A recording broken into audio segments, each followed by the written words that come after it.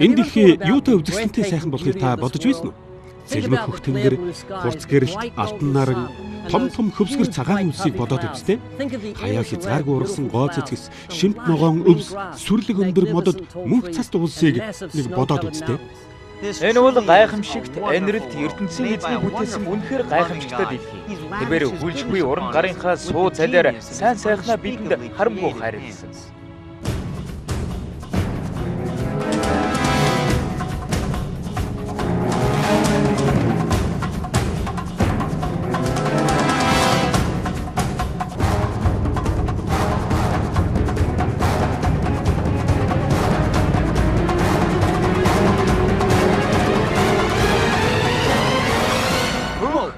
Базара энэ зургнууд чи яаж хавэ? ертөнцийн эзэн ийм сайхан дэлхийг бүтээгээд бас тийм нүд хальтрам аимшигт үзэгдлүүдийг бий болголоо гэж юу? Зүгээр л нэг дэндүү сайхан дэлхийд амьдардаг гэж итгэх нь төөрөвдөл. Энэ бол өнгөлн далдлалт. Үндэ энэ мөрөөдлийн ертөнцийн цаана хар дарсан аимшигт зүүд байдаг бөгөөд хүн бүрийг уулзаа хүлээж байгаа. Хүн бид хөгшрөх, хөгжлөх, хөөд болох бодит үнэтэй нүүр тулан уулзах ёстойгоор зогсохгүй. Энэ агуу том сайхан дэлхийд өдөр бүр хүмүүс аянганд нэргүүлж газар хөдлөлт, далайн шурга, үер, хууль салхинаас болж нас орж байгаа гэсэн бодит байдалтай зэрэгцэн амьдрах хэрэгтэй болдог. ертөнцийн эзэн тийм сайхан юм бол яагаад зүсэн зүйлийн өвчин байна вэ? Хижиг, сүрье, хамтар, менингит гэдэл завиур, шаналга, үхлийг л дууддаг аимшигт өвчнүүд яагаад байна? ертөнцийн эзэн ийм байхаар төлөвлөсөн юм уу? Энэ дугаараар бид энэ тухай үзнэ. Сайн хүмүүн үү?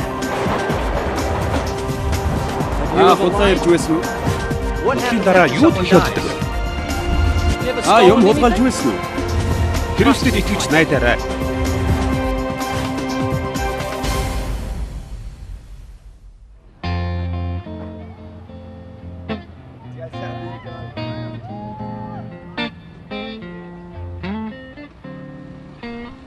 Үхнэ гэж бодохоор хачин санагддаг уу? Яагаад нас бардаг юм бол гэдэл? Ааха. Энэ тухай их боддог уу?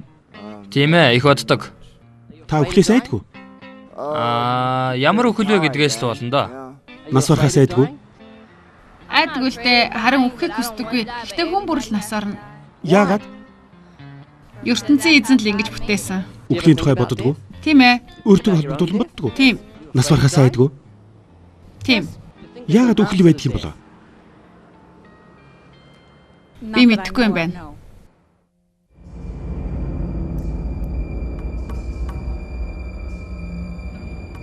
ертөнцийн эзний бүтээсэн сайхан дэлхийн дундаж нэг өдрийг шөндөө 20 мянган хүүхэд өлбөрч өгснээр үрд сайн орчлонгийн нэг өдрийг хэлдэг.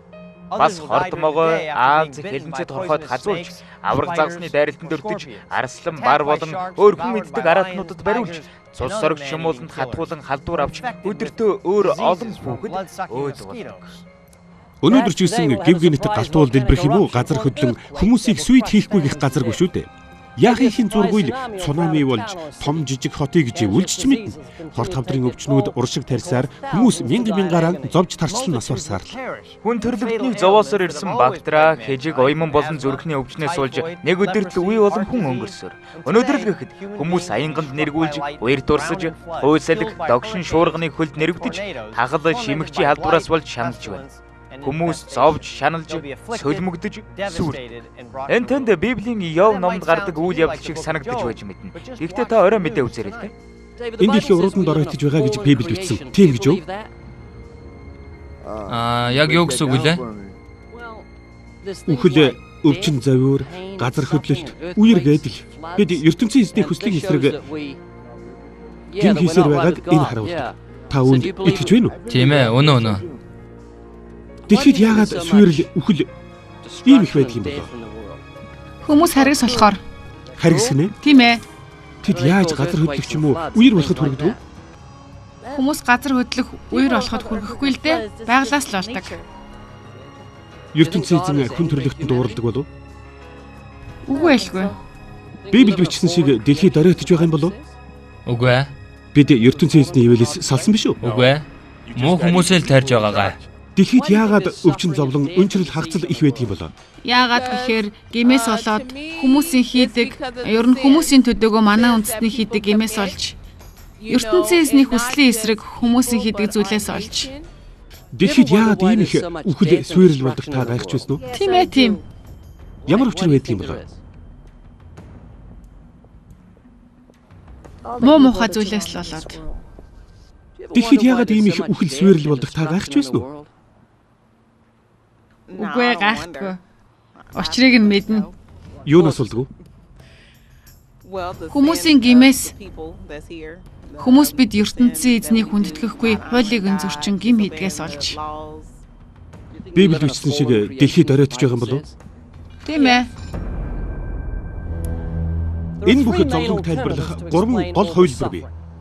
Нэгд замбраагүй явдлууд ертөнцийн эзэн байхгүй батлаж байна гэж. Гэхдээ бүтээгч байдгийг орчлон ертөнцид нотолдог болохоор энэ бол хөгийн тайлбар. Хоёрт ертөнцийн эзэн ямар ч чадваргүй учраас бүтээлээ хараахан хяналтандаа байлгаж чадахгүй.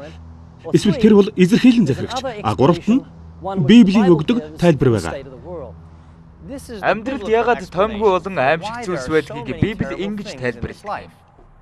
Анхандаа ертөнцийн эзний бүтээсэн бүхэн өвчин зовлон үхэл хаагцлгүй сайхан байж. Гэвч Адам гэдэг ганц хүн бүтээгчийн үгнээс зөрснөөр дэлхийд гим бий болж доройтлыг авч ирсэн байна. Үүнээс болоод бид уруудан доройтож байгаа дэлхийд амьдарч байна. Гмийн үр дагавар болж өвчин зовлон үгэл доройтол бий болж байна. Хүн төрлөختний зовлонг Библи ингэж үндэслэлтэй тайлбарладаг. Ойлгомжтой байна. Анхны хүн Адам ертөнцийн эзний үгэнд орлоггүй гим хийснээсээ болж түүнээс салж нас баржээ. Хожим бий болсон хүн төрлөختн түүний удам учраас бас л ертөнцийн эзний үгийг дагалгүй гим хийсээр нас барцгаадаг болсон байна. Олон жилийн өмнө нэг бүсгүй эмчилгээгүй өвчнөр эмгэнэлтэйгээр нас барж байхдаа орон дээр нь сандалж суусан ээжтэй. Ээж, та намайг юм ойж хоол хийж, юм угааж цэвэрлэж сургасан. Та намайг амьдрал сургасан. Харин яаж өгөхийг зааж өгсөнгүй гэж хэлжээ. Хүнийг нас баргахт нь яаж сургах вэ? Сургаж болно гэж юу? Энэ асуултанд хариулахын тулд танаас нэг юм асуугаад байна. Хүмүүс ер нь шашин шүтлгийг юундаа тэгтлээ сонирхдаг юм бол гэж та гайхаж байсан уу? Шашин гэдэг энгийн ардыг гар дороо байлгах гэж чадaltaй хүмүүсийн зохиосон өөр хөгжөөнийг жинхэнэ унтрагч хийдэм биш үү? Хэсгэн зуур нухацтай бодвол хүмүүс яагаад Ерөвсөн ертөнцийг сонирхдаг вэ гэсэн онцгой тайлгдаам. Өрөөн дотор байдаг үхэл гэгч ланжгаар заан явандаа биднийг бүгдийг гიშгчиж хайдаг. Ингээд бодохоор бяц гიშгүүлэхээс зайлах арга ирэлхийллийн учир олдноо. Амьдрал өгөгч ертөнцийн эзэн хүмүүсийн сонирхлыг татдгийн учир ерөнхийдөө нэг юм. Зарим хүн бусдыг бодвол нухацтай бодолд автахдаа удаан байдаг ч ойр тойрных нь дэвслүүлж тэднийг оршуулад ирэхээр өөрсдийнх нь өмч хүнд асуудал байгааг ойлгоод ирдэг. Энэ тухай оюун ухаантай хүн бүр боддогч ярьдаг цөв. Америкийн алдар сэтгүүлч хөтлөгч Барбара Валтерсаас үхлийн дараах амьдралын тухай асуухад ингэж хариулжээ. Үхлийн дараа амьдрал байдаг болов уу гэж хүн бүр боддог байх. Энэ тухайд санаа зовлгүй илүү сайхан амьдрах нь их чухал гэдгийг би улам бүр ухаарч байна. Болдог юм болдгоороо л болно. Мөнхийн улс гэж байдаг хэсэг өөрийгөө тийш орно гэж боддог хэсэг талаар нь асуухад тэр мэдэхгүй гэж хариулсан байна. Дараах үгнээс нь түүнд шашны ямар нэг боловсрол байдаггүй харж байна. Энэ наснда яаж амьдрах нь хамгийн чухал зүйл юм шүү дээ. Гэхдээ хожим дотны хайртай хүмүүсийг харна гэдэгт итгэж явах нь асар их сэтгэлийн дэм болно л доо. Үхлээ хүлээж хэвдэх үе хүний амьдралын хамгийн ухаарлаг гэсэн мөч байдаг байж мэднэ. Сүүлчийн тэр мөчөд хүн сэтгэлээ нээж айдсаа ил гаргах хандлагатай байдаг. Зарим алдартай хүний сүүлчийн айдас төрүүлэн үгсийг сонсцгоё. Наполеон, миний болон Александр Македонский, Цезар нарын агуу мөрөөдлүүд Тэнгэр окторгуйд замхарчихсан. Харин Евден тариачин Есүс олон зуун дамнуулан гараа сунгаж хүмүүсийн болон үндэстнүүдийн хувь заяаг захирч чадаад байна уу да. Мөн тэрвэр би цагаасаа ирд өгч миний бие газар шороондоо буцна. Агуу Наполеон хэмээн дуудуулагчийн хувь заяа ийм аж. Миний гүн ганцрал хийгээд Христийн мөнх хаан тулс хоёрын хооронд ёроолгүй ангал байна гэж.